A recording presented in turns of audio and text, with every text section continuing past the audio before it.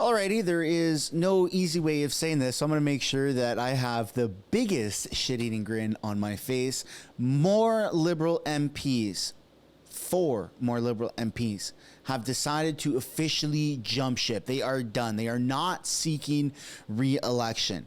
This news comes immediately after Justin Trudeau's absolutely atrocious testimony that he did yesterday, where he quite literally admitted, I know the names of all of the MPs that are complicit in foreign interference. That's how I assume Justin Trudeau talks. Not a very good impression. But nonetheless, we got a lot of stuff to take a look at in this video. We're going to start off with a recap of what's been going on over the past couple of days. And then towards the end, we're going to be looking at the Liberal MPs that are just pretty much going bye-bye. So if that's exactly what you're looking for, then feel free to skip ahead. Maybe somebody down below will provide a timestamp. But for those that want to stick around for the full video, welcome back to the channel. Welcome back to another video. Yep, that didn't make sense. Let's try that again. Welcome back to the channel. Welcome back to another video, everybody. Damn, I thought that was such a slick segue and I messed it up. Before we get into it, I do want to encourage y'all to smash the like button and subscribe if you haven't yet already. And without further ado, let's get into the polls for those that have missed it. Today is a mumbling, rambling day. Pierre Poilievre sitting at 212. Wow, it's an illiterate day. 222 projected seats with a bottom line of 195 and a top end of 245. Trudeau still at 57, but since he's testified, it obviously hasn't updated yet, but I predict that he's going to drop down to like 51 or even 48. It's not looking good, man. It's not looking good for Trudeau. Bloc at 42, Jagmeet at 20, and then 99% likely across the board for winning the most seats and odds of a majority government. So even though Trudeau is gone up a slight bit in the polls, he's immediately plummeting down. For him, it's like one step forward, 2 steps back. It's in reverse. He's not doing life correctly. But hey, he's made his bed, now he has to lie in it. So for those that missed it, Justin Trudeau is picking a fight with all of India. Trudeau accuses India of massive mistake amid diplomatic row. Prime Minister has accused India of making a massive mistake that Canada could not ignore if Delhi was behind the death of a Sikh separatist leader last year on Canadian soil, also known as, if I'm not mistaken, a listed terrorist in India. Trudeau made the comments 2 days after the Canadian officials accused India of being involved in homicides, extortions, and other violent acts targeting Indian dissidents on Canadian soil. This is the problem with Canada, is that we've become somewhat of a safe haven for terrorists around the world to come and have like almost a sense of immunity. And for those that have seen this movie, this will make sense. And for those that haven't, I apologize, but now you have some homework to do. In John Wick, like one of the last couple, like maybe John Wick 3 or 4 or whatever the last couple of ones where there's a hotel in that movie, in the John Wick, where they need like a coin to enter, where all the assassins go. And it's like a neutral zone. No assassins can commit any crimes on that plot of land, like nothing. So if you're chasing somebody, it's like a safe zone, right? Almost like in a video game. If you're chasing somebody and you're trying to hurt them and they get into that hotel, sorry, you're out of luck, even if you are going in that hotel. And that seems to be what Canada is, or at least what Justin Trudeau is trying to make Canada, is a safe zone. We have terrorists from other parts of the world that are coming here, and now all of a sudden it's like, you get immunity, not diplomatic immunity. Better, you get Canadian immunity, but then of course now it seems like they get assassinated. So immunity doesn't go that far, but then we blame the assassination on like, hey, that's foreign interference, which by definition it is. I agree that that's not okay, but it could have been prevented if we didn't harbor bad people from other countries. But that's just my opinion, and I'd love to know yours. India rejected the allegations as preposterous and accused Trudeau of pandering to Canada's large Sikh community for political gain. Canada has presented us with no evidence whatsoever in support of these serious allegations that it has chosen to level against India in Indian diplomats. Foreign Minister spokesperson from India has said in a statement. The responsibility of the damage that this cavalier behavior has caused to India-Canada relations lies with Prime Minister Justin Trudeau alone. And to be honest, he has sabotaged, like, to all hell, the relations between between Canada and India, and it's not good. And I don't know if it can be repaired. I don't know if Pierre wants to repair it, but nonetheless, it's just more divisiveness, more tensions that are quite literally to blame by Justin Trudeau. Now shifting things over to what happened yesterday, where Justin Trudeau says he has a list of Tories vulnerable to foreign interference, but he doesn't want to release any names, which is kind of weird. Prime Minister Justin Trudeau says he has seen a list of Conservative MPs who have been deemed vulnerable to foreign interference. He made the explosive testimony before the foreign interference inquiry in Ottawa today. Eric Vano joins us live in studio with more. Eric? Adam, Trudeau also told the inquiry today that Conservative leader Pierre Poilievre has refused to get the security clearance necessary to be briefed on that list. I have the names of a number of parliamentarians, former parliamentarians and/or candidates in the Conservative Party of Canada who are engaged or at high risk of, or for whom there is clear intelligence around foreign interference. And I have directed CSIS and others to try and inform the Conservative Party leader to be warned and armed to be able to make decisions that protect the integrity of that party, of its members, from attempts at activities around foreign interference. Trudeau says Poilievre's decision not to go through security screening means nobody can stand up for the people in question if the intelligence is poor, incomplete, or simply contains allegations from a single source.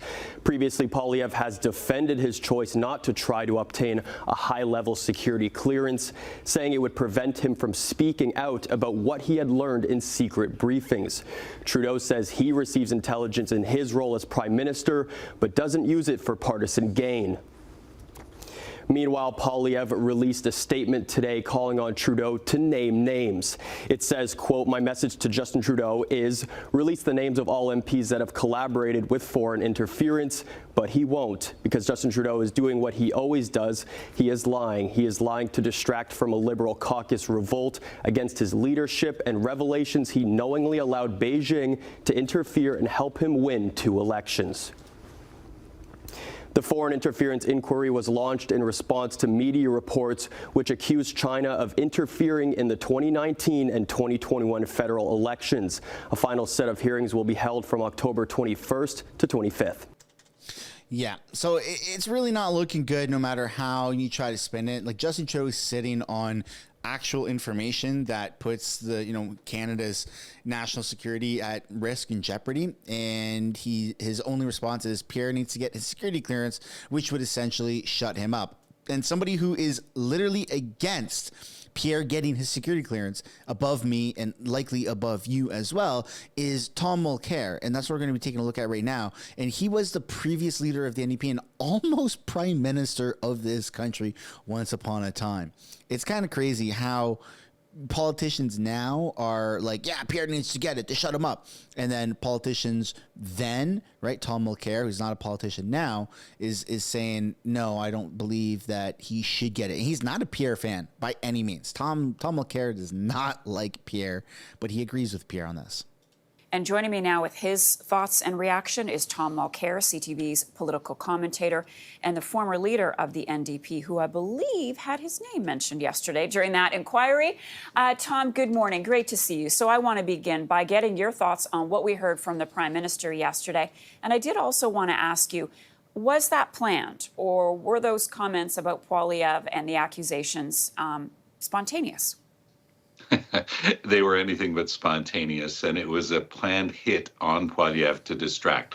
Over the weekend, the long weekend, we learned that there was a big tussle still going on with India over foreign interference.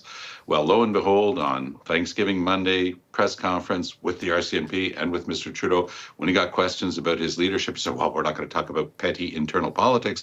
This is big stuff for Canadians. So he's been trying to distract from his own problems. I'm not saying, by the way, and I'm not even suggesting that the RCMP did this to help Trudeau, nor that the accusations against India aren't serious. They are. But the timing of this is something that was clearly controllable and controlled to help Mr. Trudeau.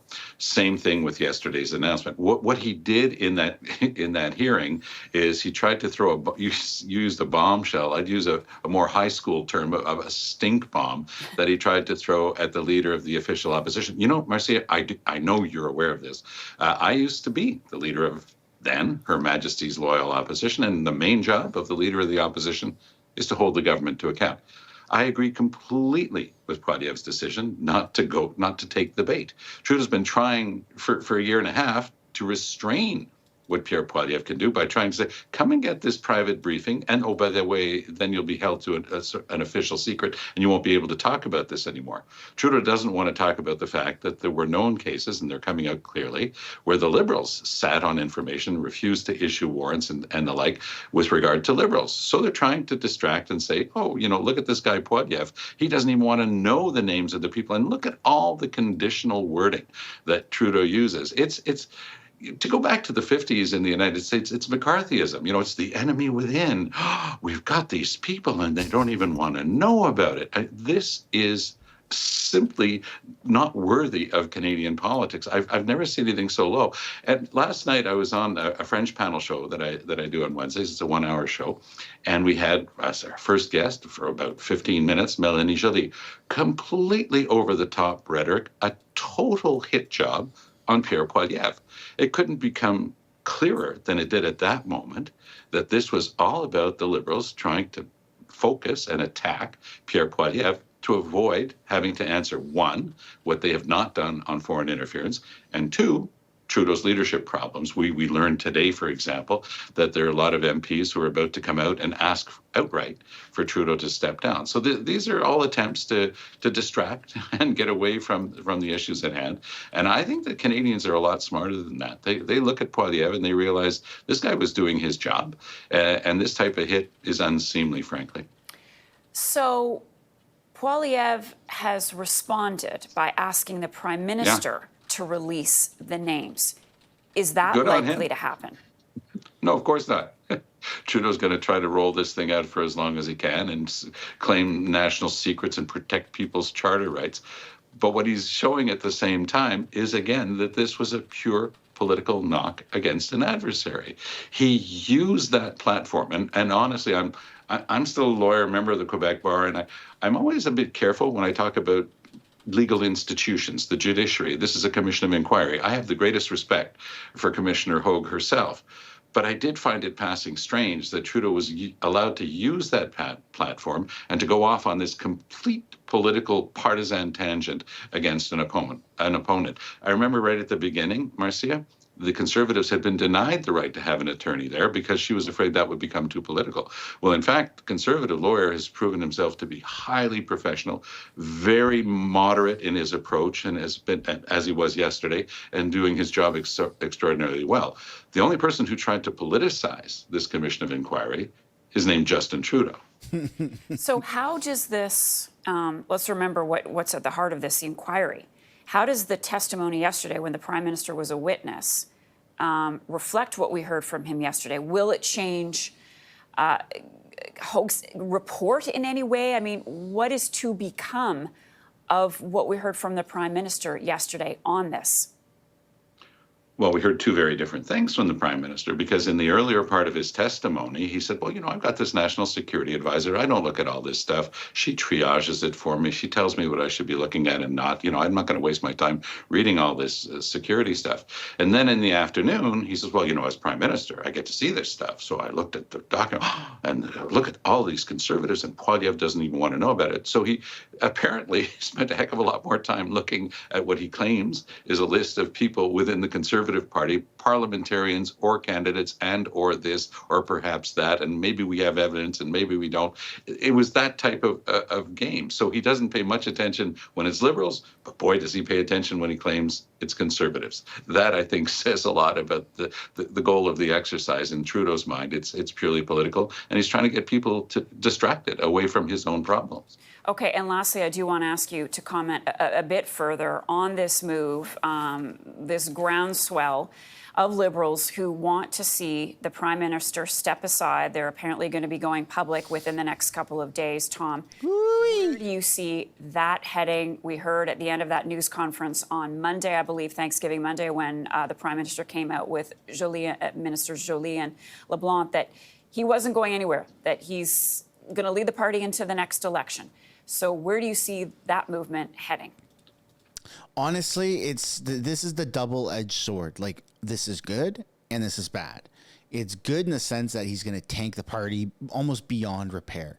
It's bad that we don't get our immediate gratification of Trudeau going bye-bye. But nonetheless, no matter how you look at it, like, they're done, man. They are absolutely done. There's no other replacement for Trudeau that is going to do substantially better. They're just not. And to be honest, Trudeau has the most political experience. I hate to admit it, but Trudeau does have the most political experience. And anyone who inherits this, any Liberal that inherits this absolute mess, they're gonna tank under pressure. Think about it, man. You got millions, dozens of millions of people, not only here in Canada, but around the world, that think that Trudeau is a piece of garbage. That is a lot. That's a hot seat to get into. That's insane. The only resolution for Canada going back to normalcy is a shift in government, not to another Liberal person, but to a Conservative. Completely revamp things, fix the mess, fix the budget, and get Canada back on track. But anyone else, man, it doesn't matter. Even if there were a clone of Pierre in a multiverse scenario, and this clone of Pierre was running in the Liberals, and you had good Pierre versus dark Pierre, liberal Pierre, or something like that, right? It still would be an absolute mess. There's nothing that they can do. They're so far down their own shitstorm. Well, the information that I've been getting from other people at the highest level of the Liberal Party is that Trudeau's actually going to prorogue. In other words, pull that emergency brake when your political train's about to go off the tracks, suspend Parliament for a while. And the plan, at least the thinking, was to have a leadership race and then to have somebody else come in and let Trudeau leave, with his head held high in sometime in 2025. If indeed he's thinking of sticking around and he's serious about that, I don't think he can say anything else, by the way. He has to say he's sticking around, otherwise he's a lame duck.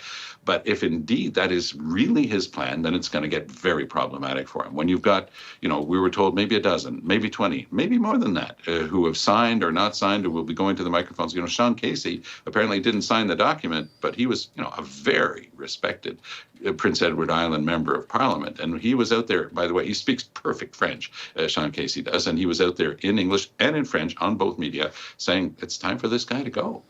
So this is the real problem that Trudeau has. It's certainly not Poilievre is a problem for him because he's 22 points ahead of Trudeau in the polls, but his real problem is his caucus and his party. And I have a certain empathy for that, and knowing what it's like to be a party leader facing that, tough situations. But I do think that Mr. Trudeau has to look at this a little bit more lucidly than he has been doing. Tom Mulcair is our CTV News political commentator. He's also the leader of... Yeah, he's done, man. He's done. And now, likely the news that you've been waiting for, if you did not skip forward, here we go. And if you did skip forward, here we go. CTV announces that 3 cabinet ministers will not run for re-election, and there is an upcoming cabinet shuffle happening. Oh my goodness. It's really here. This is it. This is a very unorthodox way for Justin Trudeau to conduct a cabinet shuffle. The MPs stepping down, here you can see the Toronto Star says, breaking, Trudeau to shuffle his cabinet as 4 ministers plan to step down, right? This is a last minute like almost rug pull on the Liberal Party. Their cabinet shuffle should have happened in August or September.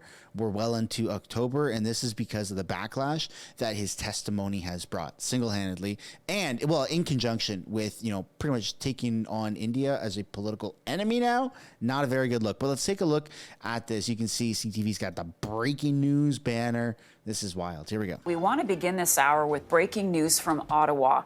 CTV News is learning several key ministers in the Trudeau cabinet will not be seeking re-election. CTV's Mike Mulcair is standing by with more details. Mike, good morning. What are you learning? Good morning, Marcia. We have a list of 4 now cabinet ministers who have basically said they are not going to be running in the next election. Let's start with that list. Marie-Claude Bibeau, she is the Minister of National Revenue. There have been rumors that she wants to run for the mayor of Sherbrooke. That is her hometown. It looks like she will not be running in the next federal election. Then you have Philomena Tassi. She is the Minister of Federal Economic Development Agency for Southern Ontario. She has written a letter and put out a statement online basically saying that it is time for her to spend more time with her family, and she calls this a bittersweet decision. Also in that note, she did name Prime Minister Justin Trudeau and say, I wish him the very best now and in the future. I believed in him in 2015, and I believe in him now. However, she is not going to seek re-election. The other one, Carla Qualtrough. She has been with the Prime Minister since 2015 in Cabinet. She's the Minister of Sport and Physical Activity. She is not seeking re-election. And the fourth is Dan Vandel, Minister of Northern Affairs. This now, Marcia, brings the total of 6 cabinet ministers who have decided not to run in the next election. You'll remember that Pablo Rodriguez last month had announced that he was leaving cabinet as transport minister to run for the leadership of the Liberal Party in Quebec. And then Seamus O'Regan, who is also someone who's a personal friend of Prime Minister Justin Trudeau, announcing that he will not be seeking re-election as well. And of course, Marcia, this just adds fuel to the fire of whether or not the Prime Minister will have to have some sort of shakeup in cabinet. And clearly now he will have to if they're not running in the next election, because this is what happens as we approach an election. The Prime Minister likely goes around and has been asking some of his cabinet ministers, who's with me, who's in, who's out, who will not be running in the next election. And then after that, then has to decide who he's going into battle with, essentially, into that next election with. Interesting of note as well, here in our bureau, the Parliamentary Bureau, we've been putting out questions to the cabinet ministers as far or as recent as 2 weeks ago. Marie-Claude Bibeau was the only one who answered undecided whether or not she was going to be running in the next election. All of them have said that they will. So a little bit of a surprise now that we are getting 4 of these cabinet ministers who are saying they are not going to be seeking re-election. And Mike, just a quick thought from you, please, on the timing of this reporting. We understand that a number of MPs are going to get together, potentially go public in the coming days, calling on the Prime Minister to step aside. Yeah, this has been bubbling since, it seems, last Friday, when there is some sort of a movement within caucus right now. And Vashi Kapelos, our chief political correspondent, reporting yesterday that they do plan to meet and basically confront the Prime Minister at caucus on Wednesday. And that is a closed-door meeting where a number of them will talk to the Prime Minister, be frank with him. It is supposed to be a private conversation. All conversations in caucus are supposed to be private. But certainly we are hearing that some of them who are designated to feel comfortable to be able to speak for a bit of a larger group will voice those concerns and tell the Prime Minister that they believe that it's time for him to reconsider his leadership and to really go in a different direction. Mike Mulcair, thanks for that breaking news reporting. Do appreciate it. Mike Mulcair in our Ottawa Bureau for us to start this hour. Okay, so here's my own personal opinion. Justin Trudeau at this point is absolutely screwed. You have in the coming days, folks, you have 20 to 30 MPs that are going to come out publicly and state that they are done with Trudeau calling for his resignation. That's not a good look. Considering that that's supposed to be, they're supposed to be supporting him. That's not a good look. Now you have more MPs are being, dropped like flies. So they're quitting for personal reasons. Say what you want. The timing of this just shows that they've lost complete faith in in Justin Trudeau. I mean, if you have a good pension, if you have a good income, if you have a cushy job and you're winning in the polls and things are great and you're close to retirement or you're thinking about retirement, chances are you're going to milk it for as long as you possibly can. That just makes sense. That's like a standard thing to do. But in this instance, they are under immense pressure. You have the majority of Canada, like 75% or more of Canada, is completely fed up with all Liberal MPs at all levels. You got, local, you have provincial, you have, in this case, federal. Everyone is absolutely up to here with it, right? Done. And so these people saying, the media or even, other Liberal MPs saying, oh, it's because they're close to retirement. They want to leave for personal reasons. Stress. They can't handle it anymore. I don't blame them. I would not want to be a Liberal right now. This is the worst time. This is the worst time to be a Liberal MP and a Liberal supporter. They are going down with the ship, and the ideologies that are presented by the Liberals at the federal level and at most government levels, if I'm being totally frank, are absolutely insane. They are so radical, it's not recognizable to what the Liberal Party was 15, 20 years ago. And I get time goes on and, we adapt, we change, we evolve, but where it is right now, it doesn't make any sense at all. And there's 40-ish maybe MPs currently in the Liberal cabinet that agree with what I've just said. It's unrecognizable. Trudeau is bringing the ship down and he doesn't want to step aside. And so this is that double-edged sword again that I've been talking about, where this is good. It's good that it's imploding. It's good that people are purging themselves before Justin Trudeau, if you had 20, 30 MPs that came out and said, axe the tax, that's it, like Canadians need help, Trudeau would say, you're fired, you're fired, you're fired, you're fired, you're fired. I don't know if it's that simple, but that's how I imagined it would go, right? So instead of them being purged by Trudeau, they're purging themselves and saying, all right, yeah, we just can't do it. But now there's this other movement, the revolt, and we're going to know more in a couple of days. But this is some amazing news. We just went through 2-3 days of, really hard news. Like, it wasn't bad. It wasn't a slander campaign to Pierre, but kind of, because they really, really attacked Pierre with that inquiry, with the testimony, making all those allegations that Pierre needs to know who his traitors are so that the country can know. Give us a break, Justin. If that was the case, why wouldn't you tell? You already have the information. Just tell us, or tell Pierre behind closed doors. Like, just make it public, make it transparent. If they are actually traitors, let everybody know. That's what you do with traitors. But they're not doing that, and there's no repercussions, and it's just a slander campaign. I'm not here to defend the Conservative Party and say the traitors should be protected. Hey, man, if there's traitors, deal with it accordingly. Absolutely. But there's no evidence that they've brought forward at this moment. Should that change? My opinion would change with it. But at this moment, they haven't brought forward any evidence that the Conservative Party or Pierre is complicit in foreign interference. It's just been blah, blah, blah, blah, blah, blah, blah from Justin at the inquiry. It was testimony. And I mean, Pierre accused him straight up of lying. Of just straight up lying, which is a wild accusation to make. In fact, if you're accusing somebody of lying under oath, I think that would be libel, and that's not protected under parliamentary privilege because he did it publicly on X. And so nothing has happened. Trudeau never said, I'm coming after you for libel and slander for what you've said about me lying under oath, which is factually incorrect. He never said any of that. So did Trudeau lie under oath? Did he not lie under oath? I don't know, but we don't have any evidence to back up any of the things that he has said. And then the day after, 24 hours, 12 hours, 24 hours after Trudeau testifies with an absolutely atrocious testimony, you have 4 more MPs on the Liberal side just drop like flies and say, that's it, we're not running for re-election, we are done. So this is like phenomenal news now. It seems like things are turning around, and I'm not suggesting that we're going to have an early election, but we don't know. We don't know what's going to come of this. They've already said proroguing the government is not on the table. So we're going to just scrap that idea and, listen to it at face value. Will there be an early election? I don't know. It's not October 29th yet.